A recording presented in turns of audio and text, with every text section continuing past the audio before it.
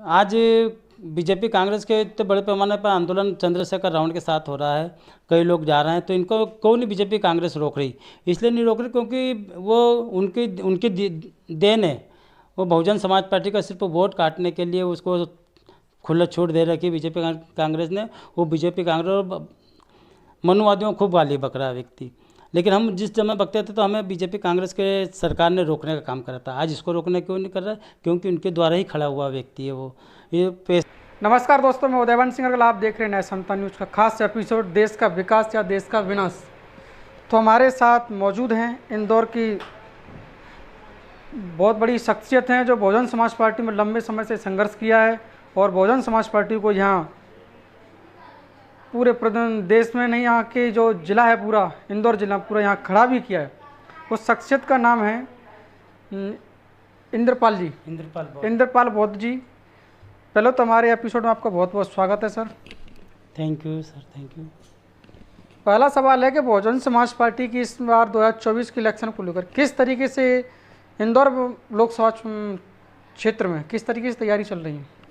जी sir, लोग अभी बुध sector के हमारे कुछ कार्यकर्ता लगे हुए हैं। अभी प्रत्याशी को भी काफ़ी अच्छे कुछ लोग आ गए हैं और काफ़ी लोगों को अच्छे जो प्रत्याशी बीजेपी और कांग्रेस को टक्कर दे दे, ऐसे लोगों को ढूंढने में लगे हम। बाकी तो हमारे कार्यकर्ता भी काफ़ी सक्षम है जो बहुजन समाज पार्टी से प्रत्याशी के रूप में चुनाव लड़ सकते हैं 2024 का और अच्छी टक्कर दे सकते हैं बहुजन समाज पार्टी के लोग। 2023 में अभी विधानसभा का चुनाव अभी से निकला है, उसमें कितना वोट पे परसेंट रहा इंदौर में? अभी तो सर बहुत कम हो गया था। अभी चुनाव में क्या है कि पहले के मुकाबले काफ़ी हमारे को कम वोट मिले हैं। एक 2-2 हज़ार बहुजन समाज पार्टी का हर विधानसभा में वोट मिला, 2,000, 2,500, 3,000 ऐसा जी। तो अब की लोकसभा में चुनाव है, बड़ा चुनाव है, पूरे प्रदेश में तैयारी चल रही हैं। तो अब की बार मायावती जी की किस तरीके से पूरे प्रदेश की तैयारियां चल रही हैं? अभी क्या बहन जी ने माननीय आकाश आनंद जी को भी प्रदेश में काफ़ी पहुँचाया और काफ़ी उन्होंने बहुत अच्छा अपना परफॉर्मेंस दिया और काफ़ी युवा लोग बहुजन समाज पार्टी से जुड़े हैं। बीजेपी कांग्रेस के भी कई कार्यकर्ता प्रदेश स्तर से लोग काफ़ी जुड़े और अभी ऐसा लगता है कि कुछ सीटों पे बहुजन समाज पार्टी अच्छी टक्कर देके और 2-3 सीटें जीत भी सकती है लोकसभा की।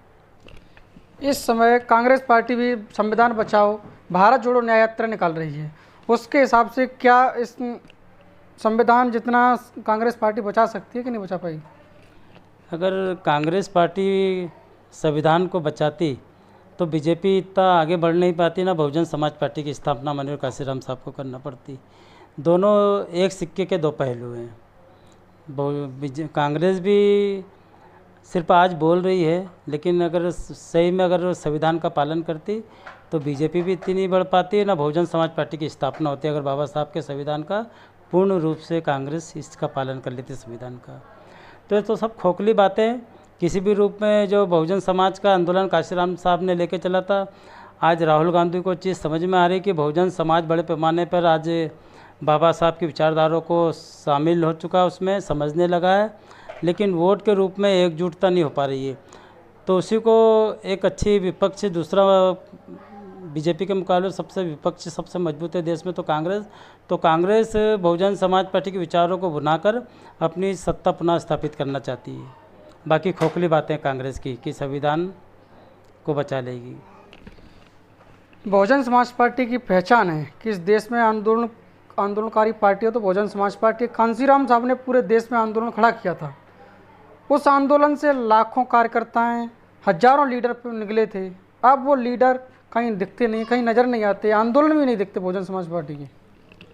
साहब कई लोग को की तो उम्र हो चुकी है और उम्र होने के साथ कई लोग बैठ चुके हैं, कई लोगों की आर्थिक स्थिति खराब हो गई, लेकिन नया कैडर तैयार हो चुका, नए युवा लोग तैयार हो चुके हैं और बड़े पैमाने पर बहुजन समाज पार्टी का जो 2008 के दरमियान जो उत्तर प्रदेश में सरकार बनी थी, तो बहन जी ने हर बार चुनाव में कुछ प्रयोग करती हैं। वो प्रयोग कई बार जैसे सोशल इंजीनियरिंग सफल रहा, 2008 तक के बड़े पैमाने पर पूरे देश में अच्छा वोट बहुजन समाज पार्टी को मिला था। लेकिन कई चीज़ों का प्रयोग करती है बहन जी, लेकिन कुछ लोग जो थे पुराने या नए जो आंदोलन में काफ़ी आगे बढ़े थे, काफ़ी काम कर रहा था, तो कुछ उनके स्वार्थ के कारण वो पीछे हट गए। तो बसपा के जो गतिविधियां जो मतलब विरोध में कुछ बातें करते थे, तो बहन जी ने ऐसे लोगों को दरकिनार करने का काम करा, वो सही भी है। आज लोगों ने कहा था कि आज मध्य प्रदेश की बात करें तो 2004 में जब एक हुजूम तैयार होता 2003 में कि बहुजन समाज पार्टी की सरकार बनेगी, लेकिन कुछ गद्दार ने बीजेपी या अन्य के लोगों के माध्यम से बिक कर पार्टी को नुकसान करा था, और हो सकता है उस समय सरकार भी बन जाती अगर बहन जी की बात मान लिया जाता उस समकालीन नेता मध्य प्रदेश का, लेकिन माना नहीं। और आज काफ़ी लोगों को बहुजन समाज पार्टी तोड़ दिया उसने। उसी का नतीजा है कि आज बहुत नुकसान बहुजन समाज पार्टी को हुआ है। हम लोगों ने बोला था लोगों को कि जो उसके साथ चल रहे थे कि नहीं ये गद्दार है, बेकार है, लेकिन आज जनता ने उसको सबक सिखाया है, मारा है, और जनता आज समझ रहा है कि आज जो बहुजन समाज पार्टी से उस समय जो जुड़े थे वो लोग सही थे, और जो उसके साथ गए थे वो मान लिया उन लोगों ने कि हम गलत थे, और आज वो चुपचाप बैठे हैं। उसी के कारण आज वो देखो बीजेपी कांग्रेस सब दूर रह के कांग्रेस से विधायक बन के बैठा है, जो इस मूवमेंट की बात करता था। तो ये हमारे लोगों को समझना चाहिए कि हमको कहाँ रहना है, किधर रहना है। हमें बहुजन समाज पार्टी के लीडरों के नेतृत्व में इस काम को आगे मिशनरी रूप से बढ़ाना चाहिए। इस समय अगर देखते हैं तो पूरे देश में चंद्रशेखर जो भीम आर्मी है, जो भीम आर्मी के आंदोलन होते हैं, हर जगह चंद्रशेखर वहाँ पर जाते हैं, अपने कार्यकर्ताओं को उनकी टीम पहुँच जाती है उनको न्याय दिलाने के लिए जहाँ पर उन पर अत्याचार शोषण होता है। इस पर क्या कहेंगे? इस पर ये कहूँगा कि इस पर भी कई लोगों को हमने समझाया था, जो भीम आर्मी बड़े पैमाने पे गए कि उन्होंने आंदोलन करा, ये करा। हम आंदोलन करते थे तो बीजेपी या कांग्रेस जो भी पार्टी थी वो हमें जेल में डालने का हमारे कार्यकर्ता, हम तो नहीं गए, लेकिन हमारे पर अत्याचार हमें रोकने का, हमारे जान से मारने का तक का भी हमारे साथ आए। तो ऐसे लोगों को आज बीजेपी कांग्रेस के इतने बड़े पैमाने पर आंदोलन चंद्रशेखर रावण के साथ हो रहा है, कई लोग जा रहे हैं, तो इनको क्यों नहीं बीजेपी कांग्रेस रोक रही? इसलिए नहीं रोक रही क्योंकि वो उनकी देन है।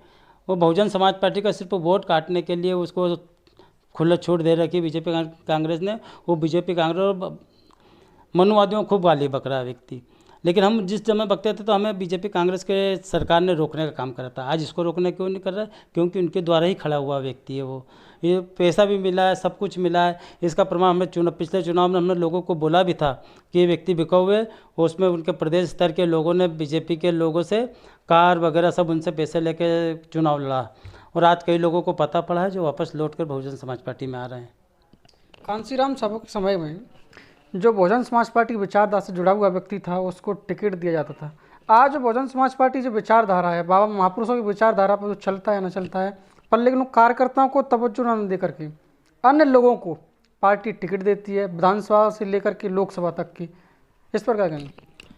सर इसका ये है कि हमें सीधी बात है कि बहुजन समाज पार्टी के पास फंड की कमी रहती है, तो ऐसे जो प्रत्याशी आते हैं जो अच्छा पैसा देते बहुजन समाज पार्टी को इस आंदोलन को पूरे देश स्तर पर चलाने के लिए, वो फंड आता है, चुनावी फंड के रूप में वही पैसा खर्चा करते।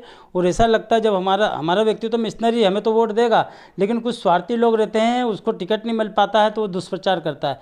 बाकी तो जो मिशनरी हमारा नेता चले जाता है लेकिन वोट कभी नहीं जाता है। आज उत्तर प्रदेश का पिछला रिकॉर्ड देखेंगे करीबन 2000 के बाद और के लगभग जब बहुजन समाज पार्टी के 40 विधायक विपक्षी बहुजन समाज पार्टी से छूट के दूसरे में गए थे, तो लोगों ने उनको मारा, ठोका, उनके घर तक में आग लगा दी थी, क्योंकि बहुजन समाज पार्टी के कार्यकर्ता काशीराम साहब ने तैयार करा। और काशीराम साहब ने बोला भी था मुझे ना बिकने वाला समाज बनाना। उन्होंने खुद बोला था काशीराम बिक सकता है लेकिन समाज नहीं बिकेगा। तो हमारा वोट तो हमारे पास है, हमारे नेता कुछ लोग स्वार्थी रहते हैं जो टिकट नहीं मिल पाता है और दुष्प्रचार करता है। हमें तो हमारा जैसे मान लो 50,000 वोट हमारा तैयार है, और कोई समाज का दूसरा पूंजीपति व्यक्ति समाज का आता है, उसका वोट 50,000 है, वो पैसा खर्च देता 50,000 और वोट मिल जाए। तो ऐसे उत्तर प्रदेश में और कई जगह से जीतने का काम करा बहुजन समाज पार्टी ने, अन्य समाज के लोगों को, पूंजीपतियों को लेके। कांसीराम साहब ने अपना पूरा जीवन इस मिशन मूवमेंट के लिए सर्वस्व न्यौछावर कर दिया था, लेकिन इसके बाद बहुजन समाज पार्टी में परिवारवाद नजर आता है। इस पर क्या कहेंगे? देखिए सर, लोग बोलते हैं अभी आकाश आनंद साहब आए हैं, आकाश आनंद साहब आए, अभी हम उदाहरण दें कि अभी प्रकाश प्रवीण तेलंगाना बहुत बड़ा उदाहरण है अभी हमारे सामने। जो घटनाक्रम में भी आकाश आनंद के हिसाब से लोग बोलते हैं, आज RS प्रवीण को प्रदेश का मुख्यमंत्री प्रोजेक्ट बहन जी ने पिछले चुनाव में, उसके बाद प्रदेश अध्यक्ष बना दिया। इतना बड़े पैमाने पे इतना आगे बढ़ाया बहन जी ने, इतना मान सम्मान पूरे देश में मिला है, विदेश से फंड आया उनके पास, सुना हमने। तो आज ऐसे लोगों का अगर बहन जी कभी मिशनरी लोग, वो भी मिशनरी थे, उन्होंने भी काशीराम साहब के साथ काम करा, काशीराम साहब से प्रभावित होकर नौकरी छोड़ के आज बहुजन समाज पार्टी में बड़े पैमाने पे काम करा, मुख्यमंत्री के लिए प्रोजेक्ट करा बहन जी ने। अगर मान लो बहन जी ने अगर किसी को उत्तराधिकारी बना दिया और कभी वो पूरा की पूरा बहुजन समाज को भेज देगा तो क्या करा है। लेकिन बहन जी को 100% विश्वास, और समाज को भी 100% विश्वास है। पूरे देश में आकाश आनंद जी के साथ बड़े पैमाने पर युवा चल रहा है, तो हमें तो हमारा आंदोलन बचाना है। अभी कई लोग बिक गए, क्या करें उनको, जो काशीराम साहब के साथ चले, बड़े बड़े लीडर थे, जो प्रदेश स्तर के राष्ट्रीय महासचिव बनाए बहन जी ने, ऐसे लोगों को 4-4 5-5 मंत्रालय दिए, लेकिन वो बिक गए। तो इसलिए बहन जी ने बहुत सोच समझ के माननीय आकाश आनंद जी को अपना उत्तराधिकारी बनाएंगी। अभी ऐसी घोषणा तो ही नहीं, लेकिन लग रहा है, हमको भी लग रहा है और बहन जी को भी चाहती कि आकाश आनंद जी, और पूरे हमारे सब कार्यकर्ताओं से पूछ के बहन जी ने बनाया। ऐसा नहीं कि बहन जी ने स्वतंत्र निर्णय लिया। बहन जी के राष्ट्रीय कार्यक्रम में मैं इस बार नहीं गया था, लेकिन हर मीटिंग में कुछ निर्णय लेती हैं बहन जी, सब कार्यकर्ताओं से पूछते, भाई मेरा ये मन है, आप क्या चाहते हो ये काम कर लिया, तो सब हाथ उठा के बोल देते, बहन जी आप जो निर्णय लेंगे हमें मंजूर है। और बहन जी जो भी इस बहुजन समाज के लिए निर्णय लेती है बहुत अच्छा लेती है, और बहुत अच्छा अभी भी निर्णय हुआ है। जो बोल रहे हैं ना कि परिवार कर दिया, तो परिवारवाद नहीं है यहाँ पर। यहाँ तो मिशन को जो सबसे आगे बढ़ा दे, जो मिशन जिसके छत्र छाया में फले फूले, ऐसे व्यक्ति को बहन जी ने चुना है, तो कोई गलत नहीं। अगर मान लो बहन जब यहाँ परिवारवाद है तो दूसरी जगह भी तो है, वहाँ जाएंगे तो हम तो पिछली पंक्ति में खड़े रहेंगे। यहाँ हमारा समाज का व्यक्ति तो नेतृत्व कर रहा है हमारे साथ, चाहे परिवार का कोई हर्ज नहीं, तो हमें मंजूर है आकाश आनंद का नेतृत्व। देश में भारतीय जनता पार्टी पूरे देश में कई राज्यों में सरकार है, केंद्र में और राज्य में, लेकिन भारतीय जनता पार्टी की सरकार में यहाँ पर लोगों पर अत्याचार शोषण हो रहा है, खासकर SC कम्युनिटी पर। इस अत्याचार, इस शोषण से निजात पाने के लिए किस तरीके की बहुजन समाज पार्टी क्या रणनीति रहेगी? बहुजन समाज पार्टी की नीति है, विधानसभा लोकसभा में भी आवाज़ उठाती हैं, और पूरे प्रदेश में कोई सा भी जहाँ घटना होती है सबसे पहले बहन जी बोलती हैं। अगर बहन जी का आप ट्वीट देखेंगे, जो भी देखेंगे, और हमको आदेश भी आता है, तो हम समय समय पर जो अन्य अत्याचार होते हैं राष्ट्रपति और राज्यपाल के नाम ज्ञापन देने का काम करते हैं। और सबसे अच्छा ये है कि इन सब अन्य अत्याचारों को रोकने के लिए माननीय काशीराम साहब ने जो बोला था, बाबा साहब ने बोला था, वोटों का इस्तेमाल करके हमारी अपनी खुद की सरकार बना के हमारे समाज को आगे बढ़ाएं और अन्य अत्याचार को रोक सकें।